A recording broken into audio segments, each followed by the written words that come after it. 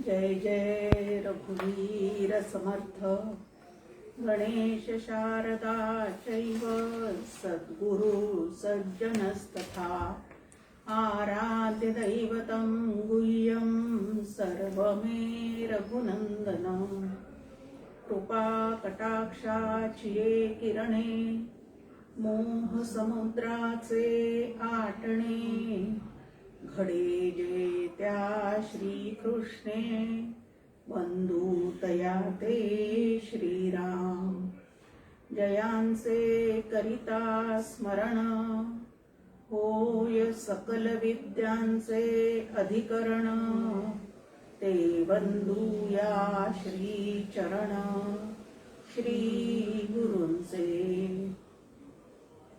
ओम सहना भवतु सहनौ भुनक्तु सह वीर्यं करवावहि तेजस्विनावधीतमस्तु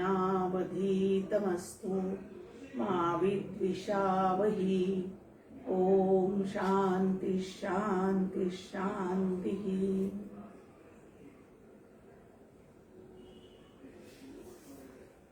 आनंद योगी परमपूज्य डॉक्टर काका, श्रद्धेय मंदाताई गंधे या उभयतांना मनपूर्वक वंदन करते।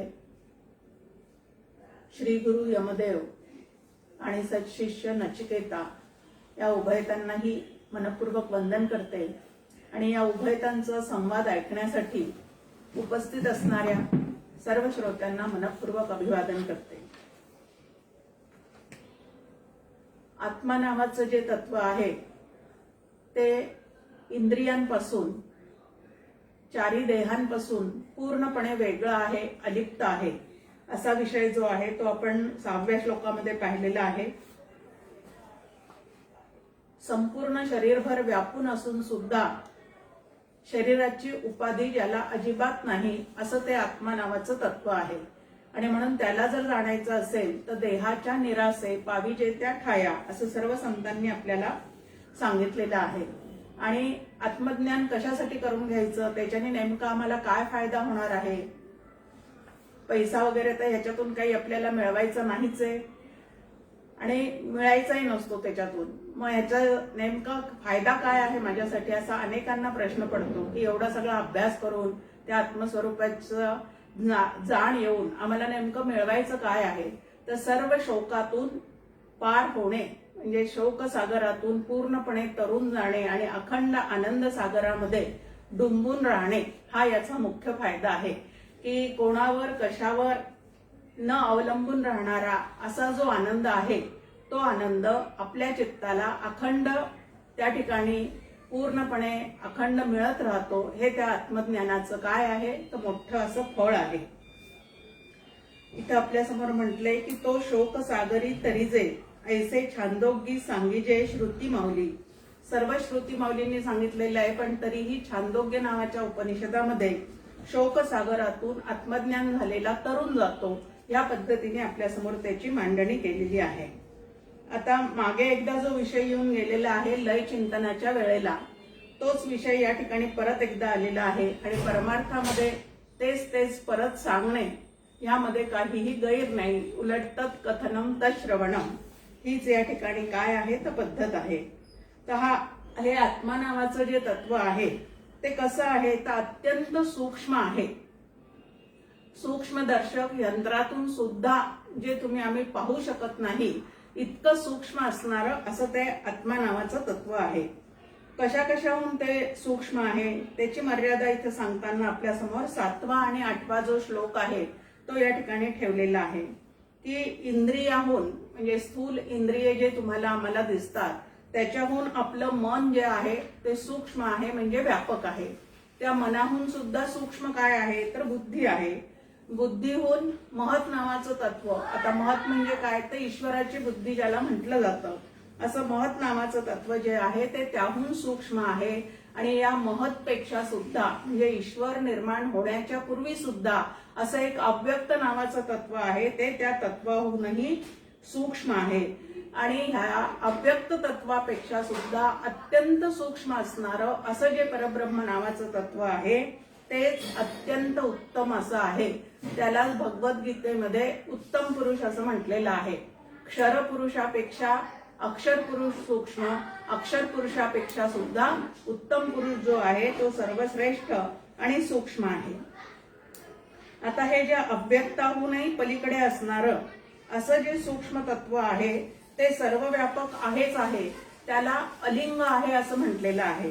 आता अलिंग आहे म्हणजे नेमकं काय आहे, तर ज्याला लिंग नाही. लिंग शब्दाचा एक अर्थ आहे चिन्ह असा, की कुठल्याही चिन्हावरून आपल्याला त्याची एखादी ओळख करून घेता येते. जसं आपण पाहतो की क्रिकेटची मॅच सुरू होण्यापूर्वी जे दोन्ही कडचे प्लेयर्स असतात ते आपापले झेंडे घेऊन त्याला काय करतात, तर त्या ठिकाणी ग्राउंडवर पूर्णपणे एक राऊंड मारतात. मग जो ज्या देशाचा आहे त्याचा झेंडा त्याच्या हातात असतो. आता त्या झेंड्यावरून ही टीम कुठली आहे, कुठल्या देशाची आहे ते आपल्या लक्षात येऊ शकतं. म्हणजे त्या ठिकाणी जो झेंडा आहे तो त्या टीमचं काय झालेलं आहे, चिन्ह झालेलं आहे, लिंग झालेलं आहे. असं ह्या पद्धतीचं चिन्ह वगैरे आत्मा समजण्यासाठी कुठलंही नाही, म्हणून ते अलिंग आहे असं म्हटलेलं आहे. असं अलिंग जे तत्व आहे ते जाणल्यानंतरच जीवात्मा जो आहे तो मुक्त होऊन अमरत्वाला पोहोचतो. आता अलिंग शब्दाचा अजून एक अर्थ आपल्या समोर आहे की इंद्रियांनी, मनानी, बुद्धीनी जे जे जाणलं जातं त्याला सलिंग असं म्हणतात. आणि मन बुद्धीच्या साह्याने आत्मा नावाचं तत्व मात्र जाणलं जात नाही. डॉक्टर काका एक वाक्य आपल्या समोर नेहमी ठेवतात की बुद्धीशिवाय शब्दज्ञान म्हणजे परोक्ष ज्ञान होत नाही, पण बुद्धीला आत्मज्ञान होत नाही. म्हणजे बुद्धी पूर्णपणे लीन झाल्याशिवाय, बुद्धीचा अहंकार पूर्णपणे गळाल्याशिवाय आत्मज्ञान मात्र अजिबात होत नाही. आणि म्हणून त्याला अलिंग असं म्हटलेलं आहे. एकापेक्षा एक ते सूक्ष्म. आपण मागेही एकदा पाहिलेलं आहे की हे आत्मतत्व सूक्ष्म आहे, व्यापक आहे. म्हणजे किती सूक्ष्म आणि किती व्यापक आहे ते, तर ज्ञानेश्वर माऊली उदाहरण देतात की आकाशाच्या चाळणीतून चाळून घ्यावं इतकं ते सूक्ष्म आहे. आता आकाशच मुळात काय आहे, तर तेही त्या ठिकाणी निरवयव आहे, व्यापक आहे असं आपण म्हणतो. त्याच्याही पेक्षा सूक्ष्म असणारं असं ते आत्मा नावाचं तत्व आहे. आता मन बुद्धी यांच्या साह्याने ते जाणलं जात नाही, इंद्रियांच्या साह्याने ते जाणलं जात नाही. म्हणजे 5 ज्ञानेंद्रिये, त्यानंतर अंतःकरण पंच याच्या साह्याने ते अजिबात जाणलं जाऊ शकत नाही. मग त्याला जाणण्याची पद्धत काय आहे, तर या ठिकाणी सांगितलं ते अलिंग आहे. म्हणून त्याला जाणण्याची पद्धत काय आहे, तर बुद्धी श्रुतीसी द्यावी, शास्त्री गहाण ठेवावी. आता व्यवहारात ज्या वेळेला एखादी गोष्ट आपल्याला गहाण ठेवावी लागते त्यावेळेला ते कमीपणाचं लक्षण मानलं जातं की अरे असलेला पैसा यांना पुरत नाही म्हणून घरात असलेली एखादी वस्तू जी आहे ती यांनी गहाण ठेवलेली आहे. पण परमार्थामध्ये मात्र आपलं बुद्धी आणि मन जे आहे म्हणजे अंतःकरण जे आहे ते शास्त्राला आणि श्री गुरूंना काय करून ठेवावं सांगितलेलं इथं, तर त्यांच्या स्वाधीन करून ठेवावं. आता वस्त्र देणं सोपं आहे श्री गुरूंना, पाकिट देणं सोपं आहे, पण आपलं अंतःकरण देणं, बुद्धी देणं हे मात्र अजिबात सोपं नाही. कारण ती जी बुद्धी आहे त्याचा तुम्हाला आम्हाला अत्यंत काय असतो, अभिमान असतो की त्याच्या साह्यानेच आम्ही जगतातले व्यवहार करत असतो. म्हणून आपल्या बुद्धीवर आपला फार भरोसा असतो. पण स्वबुद्धीच्या गाढवावर बसून कोणीही परमार्थ करू नये. आता स्वबुद्धीच्या गाढवावर बसून परमार्थ करू नये असं तरी का सांगितलेलं आहे, तर मानवी बुद्धी जी आहे ती 4 दोषांनी युक्त असते. अनेक जन्मीच्या संस्कारांमुळे ती 4 दोषांनी युक्त असते. भ्रम, कर्णापाटो, विप्रलिप्सा आणि प्रमाद या 4 गोष्टींनी ती कशी असते, तर लिप्त असते असं सांगितलेलं आहे. आता भ्रम म्हणजे जे जसं आहे तसं न दिसता त्याच्यापेक्षा काहीतरी विपरीत दिसणं, आणि जे विपरीत दिसतं ते सत्य आहे असा समज करून घेणं, याला त्या ठिकाणी भ्रम असं म्हटलेलं आहे. कर्णापाटव म्हणजे हे मला जमणारच नाही असं वाटत राहणं, याला कर्णापाटव दोष असं म्हटलेलं आहे. त्यानंतर प्रमाद म्हणजे निषिद्ध गोष्टी करण्याची इच्छा, जे करा म्हणून सांगितलेलं आहे ते तसं न करता त्याच्यापेक्षा काहीतरी विचित्र करावं असं वाटणं, त्याला प्रमाद असा दोष म्हटलेला आहे. आणि विप्रलिप्सा म्हणजे आपल्या मनाने त्या शास्त्राचे अर्थ काढणे किंवा लावणे, त्यात जे सांगितलेलं आहे ते तसंच समजून न घेता आपल्या सोयीप्रमाणे त्याचे अर्थ लावणे, याला विप्रलिप्सा दोष असं म्हटलेलं आहे.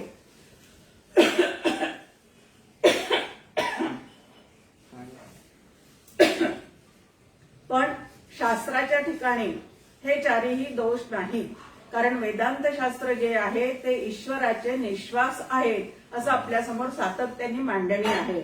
आणि ईश्वराची बुद्धी जी आहे ती कशी आहे, तर तो नित्यमुक्त असल्यामुळे, अखंड परब्रह्म नावाच्या तत्वाशी पूर्णपणे एकरूपच असल्यामुळे, एकच असल्यामुळे अत्यंत शुद्ध आहे, शुद्ध सत्वगुणी अशी त्याची बुद्धी आहे. आणि तशी शास्त्राचा अभ्यास करून आणि आपली बुद्धी श्री गुरूंकडे स्वाधीन ठेवून सगळे संत ऋषीमुनी यांची सुद्धा बुद्धी जी आहे ती अत्यंत शुद्ध आणि स्वच्छ झालेली असते. आणि म्हणून त्या सद्ग्रंथांचा जो काही आहे तो मनापासून अभ्यास करावा.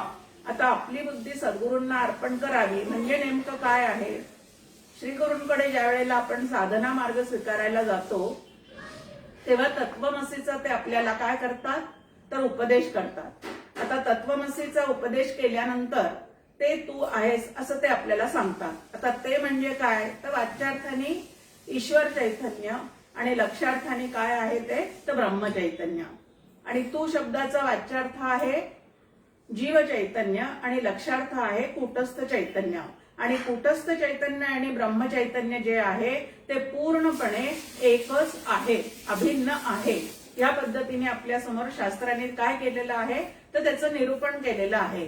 मग या सगळ्याचा जर आपण अर्थ लक्षात घेतला तर ते तू आहेस या वाक्यातून श्री गुरु आपल्याला सांगतात की ते ब्रह्मचैतन्य तूच आहेस, म्हणजे आनंद घन परमात्मा जो आहे तो तूच आहेस. आता श्री गुरु उपदेशाच्या माध्यमातून आपल्याला तो आत्मा तू आहे असं समजून सांगतात. आता तो आत्मा मी आहे श्री गुरूंनी समजून सांगितल्यानंतर मी स्वतःला देह समजणे किंवा देहाधिक जेवढे नातेसंबंध माझ्याविषयी निर्माण झालेले आहे तेच मी आहे असं दृढ धरून ठेवणे, असं जर माझं सतत चाललेलं असेल आणि त्यावरच माझा विश्वास असेल तर माझी बुद्धी श्री गुरूंना कुठं अर्पण केलेली आहे, त्यांच्या कुठं मी ती स्वाधीन केलेली आहे. कारण मी माझ्या मनाने जे आधी दृढ करून ठेवलेले संबंध आहे ते तसेच अजून माझ्या मनामध्ये दृढ आहे की मी आई आहे, मी बहीण आहे, मी लेक आहे, मी पत्नी आहे. हे जर अखंड असंच आतमध्ये धुमसत राहत असेल तर मी ब्रह्म आहे याला त्या ठिकाणी अंतःकरणाला आपल्या त्या ठिकाणी रिकामी जागाच मिळणार नाही ती साधना करण्यासाठी. आणि म्हणून श्री गुरूंना बुद्धी अर्पण करणे म्हणजे एकदा अनुग्रह झाल्यानंतर मी आत्मा आहे असाच आपल्याविषयी आपण पूर्णपणे काय करून ठेवणे तर निश्चय करून ठेवणे. आणि अशा निश्चयात जो अखंड राहतो त्यांनी त्याची बुद्धी जी आहे ती श्री गुरूंना अर्पण केलेली आहे.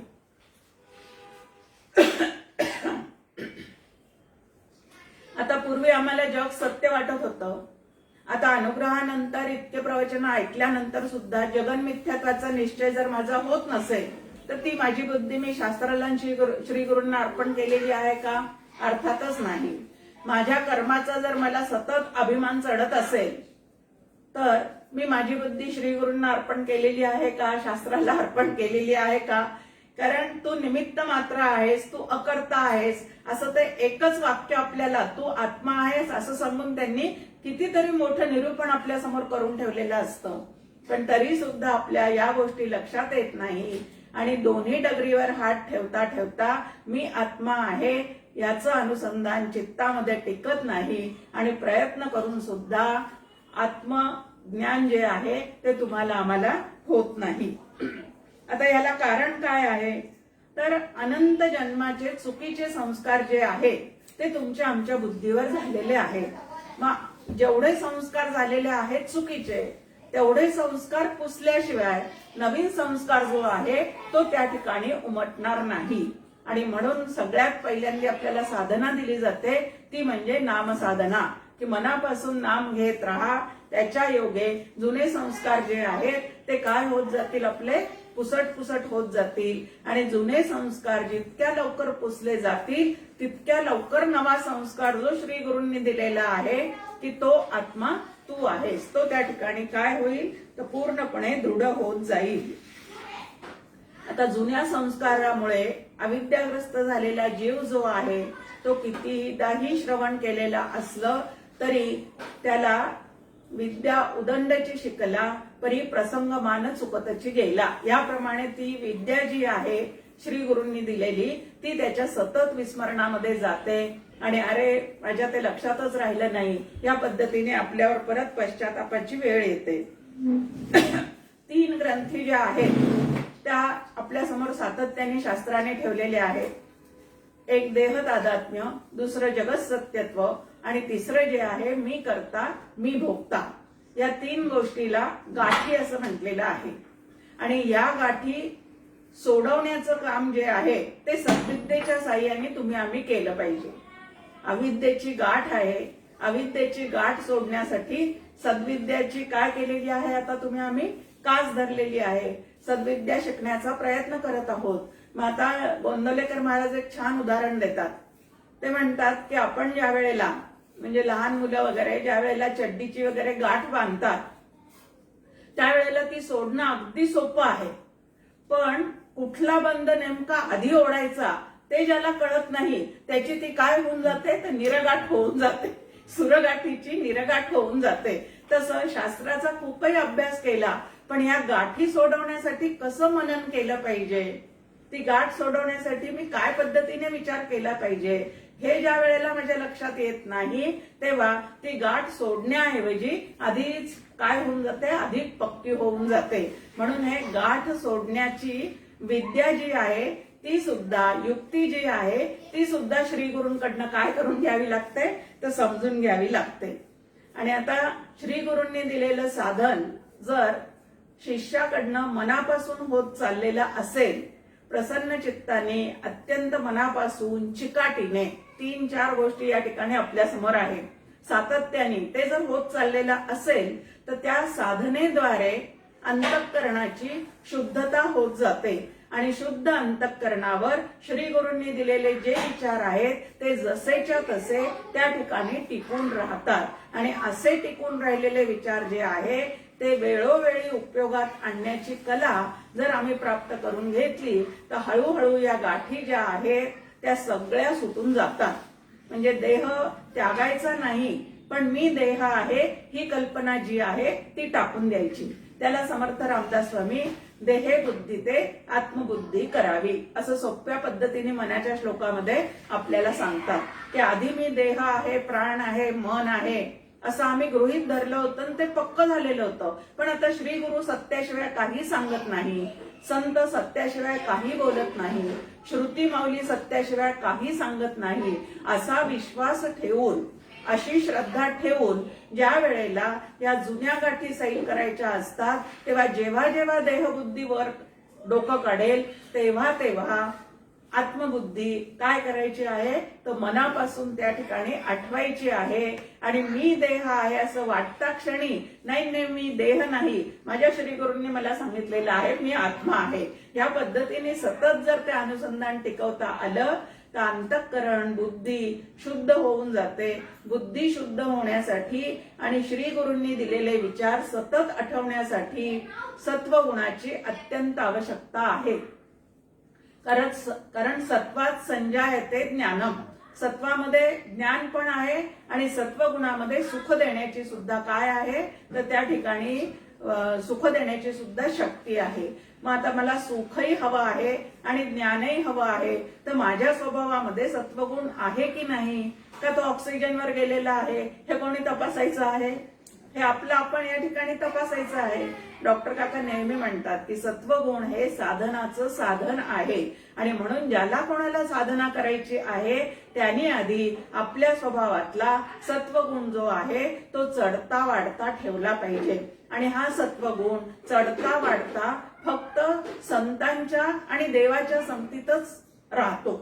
एरवी इतरांच्या कोणाच्याही संगतीत आपण गेलो तर तो सत्वगुण जो आहे तो काय होत जातो कमी कमी होत जातो आणि इतरांच्या संगतीमध्ये रजोगुणाला आणि तमोगुणाला वाढ होण्यासाठी खत पाणी मिळत जातं. आणि म्हणून साधकाने सुरुवातच कुठून आहे की संगत कोणाची धरायची आहे, कोणाच्या संगतीमध्ये राहायचं आहे याचा त्या ठिकाणी विवेकच केला पाहिजे. त्यानंतर खाण्यापिण्यातून सुद्धा सत्वगुण जो आहे तो आमचा वाढीला लागतो. पण त्यासाठी काय खाल्लं पाहिजे त्याची यादी जी आहे ती आपल्या समोर भगवद्गीतेने ठेवलेली आहे. 17वा अध्याय जो आहे तो आपण मनापासून त्याच्यासाठी काय करावा तर अभ्यासावा. इथं म्हटलेलं आहे की या 3 ग्रंथी ज्या क्षणी सुटतात, म्हणजे मी देहात असतानाच मी देह नसून आत्मा आहे असा बुद्धीचा अगदी निसंशय निश्चय होतो, तेव्हा पहिली गाठ सुटलेली आहे. जगतामध्ये वावरत असताना त्यामध्ये आपल्या वाटेला आलेले कर्म करत असताना सुद्धा त्यातून मिळणारे फळ किंवा त्यातून येणारे जे अनुभव आहे ते अनित्य आहेत, मिथ्या आहेत हे ज्या वेळेला लक्षात येतं आणि जगताकडून होणारा त्रास माझ्या चित्तातला अत्यंत कमी होऊन जातो, त्यावेळेला दुसरी गाठ सुटलेली आहे. आणि कितीही भव्य दिव्य कर्म आपल्याकडून होत चाललेले दिसले तरी सुद्धा माझ्या आश्रयाने राहणाऱ्या जीवाकडून त्याच्या प्रारब्धाने आणि श्री गुरु कृपेने ते होत चाललेले आहेत. मी पूर्ण निमित्त मात्र आहे, आत्मरूपाने मी पूर्ण अकर्ता आहे असा ज्या ठिकाणी पूर्ण विश्वास बांधलेला असतो त्या ठिकाणी तिसरी गाठ सुद्धा सुटलेली असते. आणि अशा सर्व गाठी सुटल्यानंतर तो जीवात्मा जो आहे तो आत्मरूपच होऊन राहतो, त्याला आत्मज्ञान होतं. आणि देह पडला तरी एकदा अलिंग पुरुष जाणला की अमरत्व मिळते. आता इथं अलिंग शब्द परत आलेला आहे. लिंग देह असं सुद्धा आपण कशाला म्हणतो? सूक्ष्म देह जो आहे, वासना देह जो आहे तो काय असतो तर तो एक देहाचा आपण 4 देहापैकी एक देह मानलेला आहे, त्यालाच सूक्ष्म देह म्हणतात, त्यालाच काय म्हणतात तर वासना देह असं म्हणतात. आता जो आत्मरूप झालेला आहे तो आत्मरूप होण्यासाठी आधी स्वतःचं चित्त जे आहे ते निर्वासन करण्याचा इतका प्रयत्न करतो की त्याच्या ठिकाणी हा लिंगदेह राहतच नाही.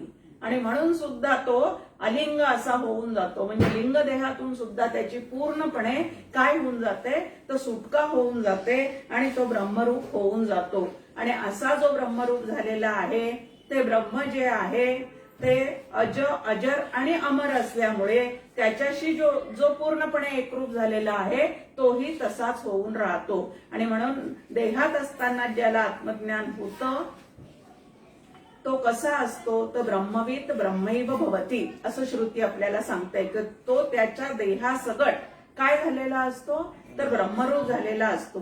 कारण स्वतःच्या देहावर त्याची काहीच आसक्ती राहिलेली नसते आणि तो मी आहे असा भ्रम त्याला कधीही होत नाही. म्हणून त्याच्या देहाकडून जे काही होत चाललेलं आहे त्या ईश्वराच्या लीला असतात.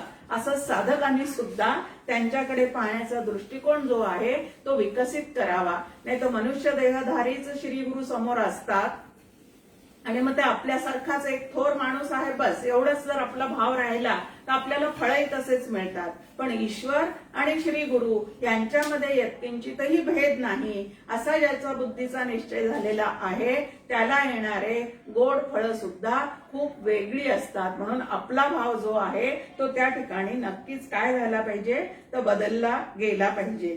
आता असा जो अलिंग आत्मा आहे त्या अलिंग आत्म्याच्या दर्शनाची काय सोय आहे किंवा काय रीत आहे? आता पाहिलं की मनबुद्धीच्या साह्याने तो होऊ शकणार नाही. मग या मनबुद्धीवर कशा पद्धतीचे संस्कार केले, कशा पद्धतीने तिला सुसंस्कृत केलं म्हणजे ते आमच्या अनुभवाला येणार आहे. त्या संदर्भात आता हा श्लोक आपल्या समोर आहे की या आत्म्याचे रूप दृष्टीत सामावत नाही. म्हणजे नुसत्या चर्मचक्षुला हा आत्मा कधीही तुम्हाला आम्हाला दिसणार नाही, त्याला डोळ्याने कोणीही पाहू शकत नाही. इथं फक्त एकाच ज्ञानेंद्रियाचा उल्लेख केलेला आहे. याच्यावरून 5ही ज्ञानेंद्रियांनी त्याला जाणता येणार नाही. हे तुम्ही आम्ही मात्र काय करायचं आहे तर लक्षात घ्यायचं आहे. हा आत्मा मनाचे नियमन करणाऱ्या हृदयस्थ बुद्धीद्वारा मननरूप सम्यक दर्शनाने कळणारा आहे.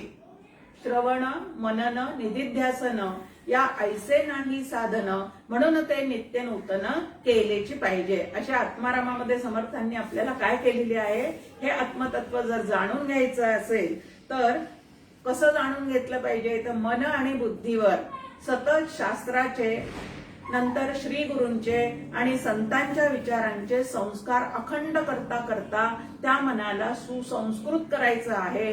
आणि अशा पद्धतीने आध्यात्मिक सुसंस्कृत झालेलं जे मन आहे ते मात्र या अलिंग आत्म्याचं काय करू शकतं, तर दर्शन घेऊ शकतं. आता इथं दर्शन शब्दाचा अर्थ काय आहे, एक आहे डोळ्यांनी पाहणं आणि दुसरं आहे ते पूर्णपणे जाणणं. आता मन आणि बुद्धीने आपण, मन आणि बुद्धी असे डोळ्यासारखे आहेत का की ज्याच्याने रूप दिसणार आहे. मग मन आणि बुद्धीने म्हणजे बुद्धीच्या निश्चयामध्ये आणि मनाच्या मनन करण्याच्या ताकदीमध्ये ते सगळे संस्कार जे आहेत ते जर आपण त्या ठिकाणी बिंबवलेले असतील तर आत्मदर्शन जे आहे ते होऊ शकतं. आणि ज्यांना असं आत्मदर्शन होतं ते अमर होतात. इथं म्हटलेलं आहे की त्या आत्म्याविषयी जर आपल्याला जाणून घ्यायचं असेल तर काय केलं पाहिजे, तर विषया घालून उणे ती बुद्धी ब्रह्म मी म्हणे हा निश्चयो धरी ठाणे मना माझी. परत परत मूळ पदावर गाडी येते की ज्याला आत्मदर्शन घ्यायचं आहे त्याने जगतातल्या विषयांमध्ये रमणं आणि रंगणं जे आहे ते कमी कमी केलं पाहिजे. कारण जगतातल्या विषयांमध्ये जो रममाण होऊन राहतो त्याची अंतःकरण वृत्ती जी आहे ती बहिर्मुखच राहते आणि अंतःकरण वृत्ती जी आहे ती अंतर्मुख केल्याशिवाय तर आत्मदर्शन होणार नाही. आपण नेहमी समर्थांची एक ओवी पाहतो, त्या ठिकाणी ते म्हणतात की अंतःकरण वृत्ती जी आहे ती आतमध्ये वळवली पाहिजे. अंतर्निष्ठ तितुके तरले आणि अंतर्भ्रष्ट तितुके बुडाले. आता मला बुडायचं आहे का तरायचं आहे, बुडत चाललो असेल तर काय होणार आहे, सतत दुःखच आहे, सुखदुःखांच्या अखंड लाटा. आणि आता मिळालेलं सुख टिकेल की नाही हे सुद्धा त्याचं रूपांतर कशात होत जातं, नंतर दुःखाचंच होत राहतं. आणि म्हणून अशा सुखदुःखांच्या लाटा अंगावर आदळत जीवनामध्ये सतत सुखदुःख भोगण्यापेक्षा मीच आनंद घन परमात्मा आहे आणि माझ्या आनंदाला कुठलाही जगतातली घटना किंवा परिस्थिती यत्किंचितही तडा जाऊ देऊ शकत नाही. कारण जगतामध्ये ते सामर्थ्यच नाही. हे जर मला कळलेलं असेल तर जीवाला किती आनंद असेल. समर्थाची या सेवका वक्रप आहे असा सर्व भूमंडळी कोण आहे. समर्थाचा सेवक म्हणजे असा जो आत्माराम स्वतः होऊन राहिलेला आहे, त्याला कोण त्रास देणार आहे, बाहेरचं कोणीच त्रास देऊ शकत नाही. मग इथं म्हटले की विषयांपासून आपल्या बुद्धीला परावृत्त करण्याची साधना जी आहे ती साधकांनी सतत केली पाहिजे. आता विषयामध्ये सुख आहे की नाही, अनित्य आहे, तात्पुरतं आहे. वास्तविक पाहता विषयांमध्ये सुख नसून आवडीचे विषय ज्या वेळेला आपल्या अंतःकरणाला प्राप्त झाल्यासारखे वाटतात तेव्हा ती अंतःकरण वृत्ती क्षणभर स्थिर होते आणि असलेल्या आत्म्याचाच आपल्याला आनंद काय होतो तर तो मिळत राहतो. असं शास्त्राने सांगितलेलं असून सुद्धा विषयांमध्येच आनंद आहे असा भ्रम ज्याच्या चित्ताला झालेला आहे त्याला आत्मदर्शन कधीही होऊ शकत नाही. आणि म्हणून बुद्धीने काय निश्चय करायचा आहे, तर बुद्धीने सगळे सुख जे आहे ते त्या आत्मारामाच्या ठिकाणी आहे. ते अत्यंत सुखरूप असं तत्व आहे आणि ते एकदा मी जाणलं की सुखासाठी मी परावलंबी अजिबात राहणार नाही, तर स्वावलंबी होऊन जाणार आहे. हे आपण आधी मनामध्ये पूर्ण ठसवलं पाहिजे. पहा, व्यवहारामध्ये आपण प्रत्येक गोष्टीमध्ये स्वावलंबी होण्याचा प्रयत्न करतो. भाड्याच्या घरात राहत असू तर कधी स्वतःचं घर होईल. अगदी नवीन शहरात आल्यानंतर सुरुवातीला आपल्याजवळ गाडी वगैरे काहीच नसतं. मग दुसऱ्यांच्या गाडीवर जाऊन आपण काय करतो, शेअरिंग करतो की ऑफिसला तुला मला बरोबर जायचंय ना, मग तुझ्या पाठीमागे बसून मी येईल, पेट्रोलचे पैसे आपण दोघं मिळून घालू, असं म्हणून त्या ठिकाणी आपण प्रत्येक गोष्ट काय करतो, शेअर करतो एकमेकांशी, पण कधीतरी वाटतं ना किती दिवस दुसऱ्यांच्या गाडीवर बसून जायचं, आता आपली स्वतःची गाडी पाहिजे, स्वतःचं घर पाहिजे, या पद्धतीने सगळं स्वतःचं पाहिजे, तसं स्वतःचं सुख पाहिजे असं ज्याला मनापासून वाटायला सुरुवात झालेली आहे तो विषयावर परावलंबी होऊन सुख भोगण्याच्या नादाला नंतर लागत नाही. तर ते स्वावलंबी होण्यासाठी जेवढा प्रयत्न करावा लागतो तेवढा सगळा तो मनापासून करतो. एक छान ज्ञानेश्वरीमध्ये ज्ञानेश्वर माऊलींनी यासाठी एक उदाहरण दिलेलं आहे. ते म्हणतात की पूर्वीच्या काळी पहा, एकाच पुरुषाला 4-4 बायका असायच्या, म्हणजे पद्धतही होती ती, 4-4 पत्न्या त्या ठिकाणी त्यांना 4-4 बायका असायच्या. आता एक बायको सुद्धा ज्याला नीट सांभाळता येत नाही त्याला या 4 बायका कशा काय सांभाळता येऊ शकतात. त्या 4ही बायका वेगळ्या वेगळ्या पद्धतीने त्याच्याकडे काहीतरी तगादा लावतात आणि तो त्यांना सांभाळता सांभाळता हैराण होऊन जातो. तसं आमचे जे 5 ज्ञानेंद्रिय आहेत त्या जणू काही 5 बायका आहेत आणि त्या वेगळ्या वेगळ्या प्रकाराने आम्हाला सारखं भोगासाठी काय करतात तर मागे लागतात आणि मग जीवात्मा जो आहे तो त्या पायी वैतागून जातो. म्हणून या सगळ्यांचा नाद सोडायचा आणि काय करायचं आहे, परमात्मा पुरुषाचं अखंड चिंतन करण्याचा प्रयत्न जो काही आहे तो आम्ही करायचा आहे. नंतर म्हटलेलं आहे त्याला जाणण्याची दुसरी रीत काय आहे तर महावाक्याची या मनने मनन जयाचे होणे तोची स्वये प्रगटणे स्वभावे घडे. की महावाक्याचं अखंड चिंतन जर तुमच्या आमच्या चित्ताने चालू ठेवलेलं असेल, म्हणजे सतत त्याचं श्रवण आणि मनन निदिध्यासन जर चाललेलं असेल तर त्या महावाक्याच्या चिंतनानेच तुम्हाला आम्हाला स्वतःच्या स्वरूपाची काय येऊ शकते तर जाण येऊ शकते. आता संपूर्ण जे शास्त्र ग्रंथ असतात त्या शास्त्र ग्रंथामध्ये 2 प्रकारचे वाक्य असतात. एक महावाक्य आहे आणि दुसरं अवांतर वाक्य आहे. तर अवांतर वाक्य म्हणजे ब्रह्म, ईश्वर, जग यांच्याविषयीची, यांच्या स्वरूपाविषयीची जी सगळी माहिती आम्हाला दिली जाते त्याला अवांतर वाक्य असं म्हटलेलं आहे. आणि महावाक्य म्हणजे नेमकं काय तर जीव आणि ब्रह्म हे एकच आहे, अभिन्न आहे, ते एकमेकांपासून कधीही भिन्न नाही असं जे त्यांचं एकत्व सांगितलं जातं त्याला महावाक्य असं म्हणतात. की ज्याचं चिंतन केलं असता आमच्या स्वरूपाशी ऐक्य होऊन जातं त्याला महावाक्य असं म्हटलेलं आहे. मग आता इथं आपल्याला सांगितलंय महावाक्याची या मनने. आता हे ज्यांनी वाचलेलं आहे त्यांनी पुढचा प्रश्न विचारला पाहिजे, महावाक्य कुठे आहे, त्यांचं स्वरूप काय आहे, त्याचं चिंतन कसं करायचं हे तुमच्या आमच्या मनात आलं पाहिजे. पण पारायण करता करता ही ओवी जर अशीच निसटून जात असेल तर पुढची प्रगती जी आहे ती तुमची आमची होऊ शकत नाही. मग 4 महावाक्य आपल्यासमोर ठेवलेले आहेत. प्रज्ञानम ब्रह्म. आता प्रज्ञानम ब्रह्म ह्यामध्ये तुम्हाला आम्हाला ज्ञानादेश केलेला आहे. म्हणजे प्रज्ञा म्हणजे बुद्धी आणि त्या बुद्धीला जे जे ज्ञान तुम्हाला आम्हाला होत चाललेलं आहे त्या ज्ञानाच्या मागे आत्मप्रकाश आहे, म्हणूनच बुद्धीला ज्ञान होत चाललेलं आहे. असं सतत चिंतन केलं की बुद्धी सापेक्ष असलेला अहंकार जो आहे तो तुमचा आमचा कमी होऊन जातो. आणि म्हणून या महावाक्याला अभ्यास महावाक्य असं म्हटलेलं आहे. की या महावाक्याच्या द्वारे ज्ञानाचा आदेश श्रुती माऊलीने आम्हाला केलेला आहे. ते जे होणारं ज्ञान आहे ते असणाऱ्या ज्ञानावरच होतं असा जो अभ्यास करतो त्याला कधीतरी त्या बुद्धीतला आत्मप्रकाश जो आहे तोच मी आहे असा अनुभव येऊन जातो. दुसरं महावाक्य आहे अयम आत्मा ब्रह्म. यामध्ये आत्मादेश केलेला आहे. आता अयम आत्मा आणि ब्रह्म, आत्मा आणि ब्रह्म असे 2 शब्द या ठिकाणी आलेले आहेत. आणि जसं आपण व्यवहारात म्हणतो हा मी, तसं या ठिकाणी हा माझा आत्माच ब्रह्म आहे असं या ठिकाणी आपल्या समोर मांडणी केलेली आहे. याला जीव ब्रह्म प्रतिपादक महावाक्य असं म्हटलेलं आहे. की जिथं जीव आणि ब्रह्म एकच आहे असं जे सांगितलेलं आहे ते या महावाक्यात सांगितलेलं आहे. नंतर अहम ब्रह्मास्मी या ठिकाणी अध्यादेश, असं अध्यादेश महावाक्य असं याला म्हटलेलं आहे.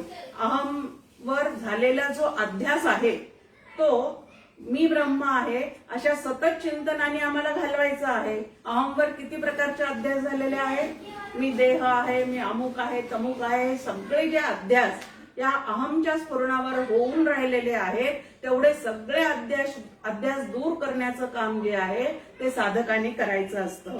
आणि असं करता करता खरा मी कोण आहे, आता या ठिकाणी व्यतिरेकाचा अभ्यास करावा लागतो. मग हे म्हणजे मी नाही, ते म्हणजे मी नाही, असं करत करत मी म्हणजे कोण आहे हे ज्या वेळेला लक्षात येतं त्यावेळेला अनुभव येतो अहम ब्रह्मास्मी. म्हणून याला अनुभव महावाक्य असं म्हटलेलं आहे. आणि नंतर तत्वमसी महावाक्य, हे म्हणजे अन्यादेश, अन्य कोणीतरी केलेला उपदेश, श्री गुरूंनी शिष्याला केलेला उपदेश किंवा शिष्याला दिलेला आदेश, त्याला उपदेश महावाक्य असं म्हणतात. आता नुसतं ग्रंथ वाचून आम्हाला अहम ब्रह्मास्मी असा बोध होणार नाही का? कोणीतरी त्या ग्रंथाचं वाचन करून ते अनुभवाला आलेलं आहे अशी जर व्यक्ती आम्हाला दिसली तर त्याच्यावर जास्त विश्वास बसतो की नाही? कारण अनुभवाचं ज्ञान जे आहे ते जास्ती काय होतं तर आपीत होतं. आणि म्हणून श्री गुरूंकडनं ज्या वेळेला आम्ही याचा काय करतो तो उपदेश करून घेतो तेव्हा हळूहळू ते चिंतन कसं करायचं ह्या पद्धतीची जी विचारसरणी आहे ती श्री गुरूंकडनं आम्हाला प्राप्त होऊन जाते. आणि श्री गुरूंच्या विचारसरणीप्रमाणे जर मी विचार करत गेले तर अहम ब्रह्मास्मी पर्यंत, म्हणजे उपदेश महावाक्यापासून तर अनुभव महावाक्यापर्यंत आम्ही नक्की पोहोचू शकतो. इथं म्हटलेलं आहे की याचं सतत मनन करणारा जो जीव आहे तो स्वरूपाने आत्मरूपच मूळचा आहे आणि परत जणू काही आपण आता आत्मरूप झालो असा त्या ठिकाणी त्याला अनुभव येऊन जातो आणि तो अमर होतो. नंतर म्हटलंय 10व्या श्लोकामध्ये, ज्यावेळी पाची ज्ञानेंद्रिये मनासह आत्म्याच्या ठिकाणी स्थिर होतात व बुद्धीचे व्यापार थांबतात त्या अवस्थेलाच परमगती म्हणतात. आता पाची ज्ञानेंद्रिये मनासह आत्म्याच्या ठिकाणी स्थिर होतात. आता ह्याच्यासाठी तर आपल्याला कुठली पद्धत सांगितलेली आहे? ध्यानाची पद्धत त्याच्यासाठीच सांगितलेली आहे की इंद्रियांना हळूहळू स्थिर करा, मग मनाला स्थिर करा, मग बुद्धीला स्थिर करा. असं अस्थिर असणारं आमचं जे सतत जीवन आहे त्या जीवनामध्ये आम्ही क्षणभर सुद्धा स्थिर होऊन राहण्याचा प्रयत्न करत नाही. अगदी आम्ही लहान असताना एकत्र कुटुंब पद्धती होती आमची. सगळे मुलं मुली आम्ही एकत्र बसलं की एकदम हसण्या खिदळण्याचा आवाज एकदम वाढत जायचा. आणि मग आमचे आजोबा जे ते एकदम आवाज द्यायचे, एकदम शांत बसा बरं 5 मिनिटं देवासारखं. लहानपणी ते ऐकलेलं आहे, देवासारखं 5 मिनिटं शांत बसा, स्थिर बसा. पण अजून सुद्धा ते आपल्याच्यानी जमत नाही. इतकं शांत बसणं, स्थिर बसणं याची ध्यानामुळे हळूहळू सवय करावी लागते की 5 मिनिटं तरी स्थिर बसायचं. देवाची पूजा केल्यानंतर आटोपली, उरकली, संपवली असं न करता पूजा पूर्ण व्यवस्थित केल्यानंतर एक क्षणभर ते सगळं रूप डोळ्यामध्ये साठवून घेऊन शांतपणे डोळे मिटून त्या बाहेरच्या देवाला आतमध्ये पाहण्याचा. ज्या वेळेला आपण शांतपणे काय करतो तो प्रामाणिक प्रयत्न करतो त्यावेळेला हळूहळू त्यातली जी काय गोडी आहे ती वाढत जाते. आपल्यासमोर ज्ञानेश्वर माऊली म्हणतात, मोटके निमिषभरी देतू जाय. खूप वेळ त्यांनी मागितलेला आहे का? 24 तासातले सगळे तास मला दे म्हटलेलं आहे का?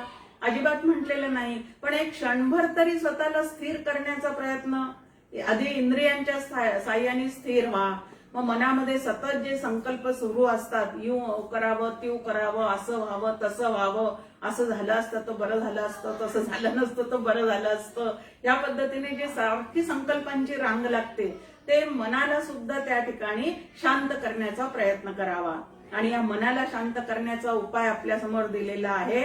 तू मन हे मीच करी, माझी आहे भजनी प्रेम धरी. की तुझं मन सारखं काय होतंय, बहिर्मुख होतंय ना, मग त्या मनाला तू फक्त एकच विषय दे. आणि तो विषय कुठला? तर भगवंत. मग कधी भगवंताचं रूप पहा, तर कधी त्याचं गुणवर्णन कर, तर कधी लोकांकडनं त्याचं गुणवर्णन ऐक, कधी त्याच्या चरित्रातले काही प्रसंग आठवून बघ. या पद्धतीने सगळं अंतःकरण वृत्ती जी आहे ती जर आपण त्या भगवंताच्या ठिकाणी ठेवण्याचा प्रयत्न केला तर सतत बहिर्मुख असणारं हे जे अंतःकरण आहे ते कधीतरी अंतर्मुख होतं. आणि अंतर्मुख झालेल्या त्या अंतःकरणाला आतमध्येच असलेल्या परमात्म्याचं दर्शन होतं, म्हणजे त्याला त्याची पूर्ण समज येते, बोध होतो. या ठिकाणी दर्शन होतं म्हणजे त्याच्या बुद्धीला त्या स्वरूपाचा पूर्णपणे काय होतो, तो बोध होतो. बुद्धीचे व्यापार थांबतात, त्या अवस्थेलाच परमगती असं म्हटलेलं आहे. आता ध्यान करण्याची पद्धत आपण म्हणलं की त्याच्यासाठी इंद्रिय शांत करायची असतील तर काय करावं लागतं, तर ध्यान करावं लागतं. मग इथं म्हटलंय 11व्या श्लोकामध्ये आपल्या समोर की अशा स्थिर इंद्रिय धारणेलाच योग म्हणतात. अस्थिरतेला योग म्हणत नाही, तर स्थिर इंद्रिय धारणेलाच योग असं म्हणतात. आणि तो साधला की पुरुष प्रमाद शून्य होतो. जो आपण एक पाहिलेला होता की प्रमाद म्हणजे काय आहे, तर एक अपराध आहे, त्या ठिकाणी दोष आहे आपल्या बुद्धीचा, तो सुद्धा हळूहळू त्याच्या ठिकाणाहून निघून जातो. कारण योगच उत्पन्न झालेल्या प्रमादांचा नाश करणारा आहे. हा जो स्थिरतेचा योग, ज्याने अंतःकरण आणि प्रत्यक्ष कसं आहे, असं स्थिर आम्ही किती काळ बसू शकणार आहे, ध्यानाला स्थिर पद्धतीने बसावं असं म्हणतात. पण असं सगळ्या इंद्रियांना शांत करून घरातले कामधंदे सोडून आम्ही किती काळ बसू शकणार आहे. मग इथं स्थिर जास्तीत जास्त काय करायचं आहे, तर अंतःकरणाच्या स्थिरतेला जास्ती महत्व द्यायचं आहे. पण अंतःकरण स्थिर होण्यासाठी दिवसातले 5-10 मिनिट का होईना, पण सगळे इंद्रिय शांत करून इतर विषयांकडे वळू न देता. आता कशासाठी आहे, नाहीतर एकाच जागेवर बसलेला आहे, इंद्रिय अजिबात हलताना दिसत नाहीये, पण मनामध्ये मात्र विषयाचं चिंतन मात्र चाललेलं आहे. मग त्या ठिकाणी त्याला स्थिर म्हणता येईल का?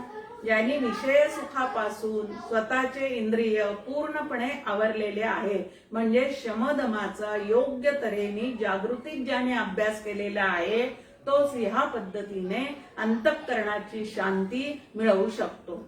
अंतःकरणाच्या 3 वृत्ती आपल्याला सांगितलेल्या आहे. एक शांत वृत्ती, एक घोर वृत्ती आणि तिसरी मूढ वृत्ती. पंचदशीमध्ये तो विषय आलेला आहे. आता सत्वगुण स्वभावामध्ये जास्त असेल तर अंतःकरणाची वृत्ती शांत असते. रजोगुण स्वभावामध्ये भरपूर असेल तर अंतःकरणाची वृत्ती घोर असते, म्हणजे त्या ठिकाणी विक्षेप अडथळे भरपूर असतात, सतत ते बहिर्मुख होणारं मन असतं. आणि अंतःकरणाची वृत्ती जर तमोगुणात्मक असेल तर ते अंतःकरण जड मूढ झालेलं असतं. मग आता परमार्थाला या 3 पैकी कुठली वृत्ती जास्ती आवश्यक आहे, तर शांत वृत्ती आवश्यक आहे. मग शांत वृत्ती सत्वगुणामध्ये असू शकते, म्हणून स्वभावातला सत्वगुण माझा नेहमी कसा राहायला पाहिजे, चढता वाढता राहिला पाहिजे. आणि तो चढता वाढता राहण्यासाठी जे जे उपाय करावे लागतात ते मी मनापासून केले पाहिजे. जसं HB कमी झालं तर जसे उपाय करते, वजन कमी झालं तर ते वाढवण्यासाठी जसे उपाय केले जातात, तसं सत्वगुण जो आहे तो वाढीस लावण्यासाठी जे जे उपाय करावे लागतात, जे संतांनी सांगितलेले आहेत, ते उपाय मी माझ्या ठिकाणी करत राहणे, याला साधना असे म्हणतात. रजतम मागे सारा, सत्वगुणाचा लावा अंगारा, सनाथ महाराज आपल्याला सांगतात की ज्याला जायचं आहे परमात्म्याकडे त्याने कुठला अंगारा लावून जायचं आहे, तर सत्वगुणाचा अंगारा लावून जायचंय. डॉक्टर काकाई नेहमी म्हणतात की सत्वगुण हा साधनाचं साधन आहे. कुठलेही साधन स्वीकारण्यापूर्वी आधी काय पाहिजे, तर चित्तामध्ये आपला सत्वगुण जो आहे तो वाढलेला असला पाहिजे. आणि मग असे जे पुरुष आहेत की ज्यांना हा योग साधलेला आहे, म्हणजे इंद्रियांचं शमदम, मनाचं शमदम ज्याला साधलेला आहे त्याला हा योग प्राप्त होतो, म्हणजे अंतःकरणाची स्थिरता प्राप्त होते. आणि स्थिर असणाऱ्या अंतःकरणामध्ये स्वस्वरूपाचं सतत अनुसंधानही टिकतं. आणि ते अनुसंधान टिकता टिकता डॉक्टर काका नेहमी म्हणतात कधीतरी अलगद केव्हा तरी ते होऊन जातं. आता नेमकं कोणाला केव्हा हे त्याच्या प्रयत्नावर अवलंबून आहे. तो ज्या पद्धतीने प्रयत्न करेल त्या पद्धतीने त्याला ते नक्की अनुभवाला येऊन जातं. बुद्धी जे विषया टाकी, इंद्रिया शांती नेटकी, आत्माधारणा निकी तियेसी होय. की बुद्धीने सर्व विषयांचा, म्हणजे विषयांमध्ये खरोखरीच पूर्ण सुख देण्याची काय नाहीये, शक्ती नाहीये, सामर्थ्य नाहीये हे ज्याच्या लक्षात येतं, विषय सुखामधले दोष ज्याच्या लक्षात येतात, तो त्याच्यापासून स्वतःला दूर करण्याचा काय करतो तर प्रयत्न करतो. आणि मग असा जो कोणी विषयांपासून दूर झालेला आहे, अंतःकरणाची शांती ज्याच्या अंगामध्ये बांधलेली आहे, अंतःकरणामध्ये बांधलेली आहे, तो शांतपणे आत्मतत्वासंबंधीचा विचार जो आहे शास्त्रशुद्ध पद्धतीने करू शकतो. नाही तर वेडे आपला विचार तर दिवसभर आमचं अंतःकरण करतच राहतं, पण शास्त्रशुद्ध विचार करत करत तो नक्की त्या जागेपर्यंत पोहोचतो. परंतु असं करण्यासाठी सुद्धा काय आहे की 4 प्रकारचे जे दोष आहे ते या ध्यान काळी तुम्हाला आम्हाला सतावत असतात. त्या 4ही दोषांना टाळून तुम्हाला आम्हाला काय करावं लागतं तर निधिध्यासन जे आहे ते करावं लागतं. आता ते 4 दोष कुठले आहे? जय बुद्धी आत्मा आकळे, निद्रा येई अवेळे, ऐशा अवस्थेची मेळे, लय दोष गा. की शांतपणे आता आपण ध्यानाला बसू म्हणून मनाने पूर्ण निश्चय बुद्धीने केलेला आहे, मनही आवर्त घेतलेला आहे आणि ध्यानाला बसलेले आहोत. पण ते ध्यानाला बसलेला असताना जर झोप यायला लागली तर त्याला लय दोष असं म्हणतात. आता श्रवण काळी सुद्धा हा दोष आहेच. श्रवण करता करता अंतःकरणाचा लय होतो, म्हणजे श्रवण करता करता त्याला झोप येऊन जाते. म्हणजे श्रवण साधनेमध्ये सुद्धा हा दोष आहे, ध्यान साधनेमध्ये सुद्धा हा दोष आहे. मग या दोषाचं अजून एक कारण आपल्याला लय दोषाचं ज्ञानेश्वर माऊली सांगतात. ते म्हणतात जो जेथील गौरव नेणे तयासी ते भिंगुळवाणे. आता पिक्चर 3-3 तास पाहताना आमचा डोळा कधी लागत नाही हो, कारण ते अत्यंत आवडीने पाहण्याचा आम्ही प्रयत्न करतो. पण ध्यानाला बसले की झोप येते. कारण काय आहे? आत्मानात्म विचार करण्यामधली आवड जी आहे, त्यात जो काही गोडी आहे, रस आहे, किंवा नामाला बसल्यावर सुद्धा त्यातली गोडी जी आहे ती आम्ही चाखलेली नाही, वाढवलेली सुद्धा नाही. ते तसं आहे, निकडीचं आहे असंही वाटत नाही. दुसरं एक आपल्या समोर आहे की श्रवणाला किंवा ध्यानाला बसताना पूर्ण उपाशी पोटी पण बसू नये आणि भरपेट जेवून पण बसू नये. उपाशी पोटी बसलं तर ग्लानी येते आणि भरपेट जेवून बसलं तर सुस्ती येते. दोन्हीकडून लय दोष जो आहे तो त्या ठिकाणी होतच राहतो. म्हणून हा लय दोष जर मला टाळायचा असेल तर काय करावं लागणार आहे तर अत्यंत आवडीने त्या आत्मतत्वाविषयी चिंतन करण्याची सवय मनाला काय केली पाहिजे तर लावली पाहिजे. कोणीतरी सांगितलं, कोणीतरी म्हणतं, 4 लोक बसतात म्हणून आपणही बसावं, ह्या प्रकारचं जर ते ध्यान चाललेलं असेल तर हे ध्यान काय पद्धतीने त्या ध्यानापर्यंत पोहोचणार आहे असं बाकीचे सुद्धा आपल्याला म्हणू शकतात. आणि म्हणून इथं लय दोषापासून दूर होण्याचा प्रयत्न केला पाहिजे. बुद्धी आत्म्याची एक काठी, तो धावे मन विषया पाठी, नचिकेता बुद्धी ही नाठी, विक्षिप्त दोषे. दुसरा दोष सांगितलेला आहे, त्याला विक्षिप्त अंतःकरण होतं म्हणजे विक्षेप दोष असं म्हटलेलं आहे. की विक्षेप दोष आहे, विक्षिप्त नावाचा त्या ठिकाणी दोष आहे. आता बुद्धी आत्मानुसंधान करण्यासाठी बसलेली आहे, पण मध्येच काय आहे, भूतकाळात भोगलेले विषय तरी आठवतात किंवा भविष्य काळात अजून हे करायचे, ते करायचे, हे भोगायचे, ते भोगायचे, याप्रमाणे त्या विषय सुख आधी जे भोगलेलं आहे ते आठवून किंवा नंतर काहीतरी भोगायचं आहे ते ठरवून बुद्धी जर आमची भूतकाळात किंवा भविष्य काळात गेली तर त्या ठिकाणी ध्यान नावाची गोष्ट सुद्धा जमू शकत नाही. आता या ठिकाणी काय आहे, एक आहे की जागृतीमध्ये मनाला त्यांनी भरपूर व्यवस्थित जसं आवरायला पाहिजे तसं आवरलेलं आहे, पण पूर्वीचे इतके संस्कार अंतःकरणावर बुद्धीवर आहेत की त्यामध्ये अंतःकरण मध्येच उफाळून वर येतं आणि विषय सुखाचं स्मरण त्या ठिकाणी होऊन जातं. पण अशा वेळेला साधकांनी काय करायचं आहे, महाविक्षेप दोष घालवायचा असेल तर शांतपणे त्या आलेल्या वृत्तीवर काही काळ साक्षीभावाने पाहत राहायचं आहे. थोड्या वेळ विचार येतील, थोड्या वेळाने ते निघून सुद्धा जातील. आपण नेहमी एक उदाहरण पाहतो की शाईची दौत पूर्वीच्या काळी धुतली जायची. त्यावेळेला त्यात नवीन शाई भरायच्या आधी ती दौत धुवायची असेल तर पहिलं पाणी घातलं की एकदम ते निळशार नाही तर काळाशार येतं. त्यानंतर दुसऱ्यांदा पाणी घातलं की थोडासा त्या पाण्याचा रंग फिकट होतो. असं करता करता एक वेळ नक्की अशी येते की ते पाणी स्वच्छच त्या ठिकाणी होतं दौतीत घातलेलं. तसं या अंतःकरणाच्या दौतीमध्ये पहिल्यांदा ध्यानाला वगैरे बसायला लागले की पूर्वसंस्कार उफाळून वर येतील आणि असं काय सुरू झालं. एरवीत आपण असा विचारही करत नव्हतो, पण आता ध्यानाला किंवा नामाला बसलं तर असं का होतंय असं साधकाला वाटतं. पण असं होत असेल तर होऊ द्यायचं. तो अंतःकरणाचा परिणाम आहे. खाली बसलेला गाळ आता उपसून टाकणं चाललेलं आहे.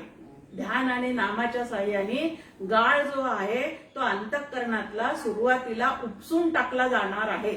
म्हणून त्यामध्ये घाबरायचं कारण नाही. साधकांनी हात राहायचं. ते आले तसे निघूनही जातील आणि ते निघून गेले की छान पद्धतीने परत आपल्याला काय करता येतं.